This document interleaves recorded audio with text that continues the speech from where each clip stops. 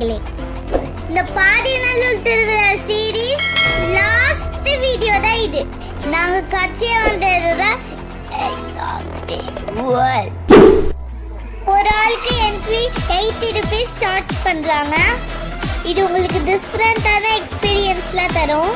நீங்க உங்க கையாலேயே இந்த பேர்ட்ஸை தூக்கி விளையாடலாம். இது குட்டியான முள்ளமன்றி பார்க்கவே செம்ம கியூட்டா இருக்குதுல்ல. நாங்க போனதை பத்தி இந்த கிளைடர் செம்மையா தூங்குது.